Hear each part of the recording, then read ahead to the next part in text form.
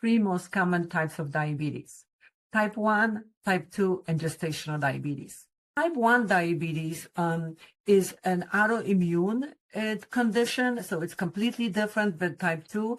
And autoimmune means that your body destroys the beta cells in the pancreas that make insulin. So consequently, people with type 1 diabetes end up not producing insulin.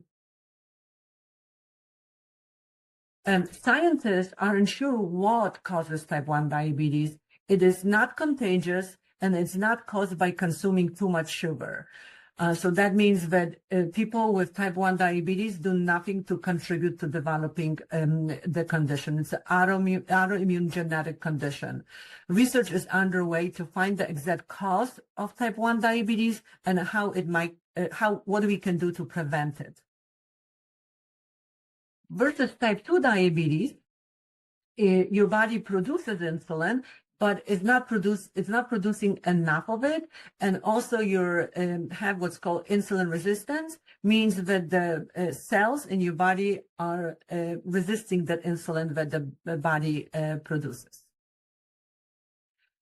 These are the risks for developing type 2 diabetes, and they include history of high blood glucose, such as prediabetes that we just talked about, and gestational diabetes, which means that you have diabetes during pregnancy. People who are overweight and obese are also at the high risk for developing type 2 diabetes. Physical inactivity, genetics, family history of type 2 diabetes, race and ethnicity, age, high blood pressure, and cholesterol problems can contribute to the higher risk of developing type 2 diabetes. How is type 1 and type 2 diabetes diagnosed? So we use either A1C or fasting blood glucose test or oral tolerance test to diagnose those conditions. So with a normal blood glucose, with A1C, it's typically less than 5.7.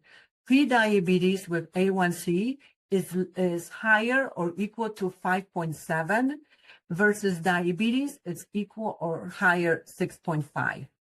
Versus fasting blood glucose, a normal level is less than 100. Pre-diabetes is considered more or equal to 100. And diabetes is considered more or equal to 126 milligrams per deciliter.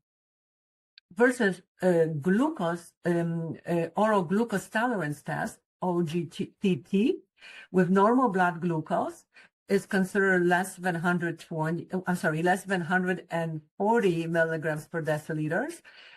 Pre-diabetes is considered higher than or equal to 140 milligrams per deciliter, and diabetes is considered more or equal to 200 milligrams per deciliter. What is gestational diabetes? So gestational diabetes develops during pregnancy. If your blood glucose levels return to normal after giving birth, you are still at higher risk for developing type 2 diabetes. If your blood glucose do not return to a normal, you would be diagnosed with type 2 diabetes post-pregnancy.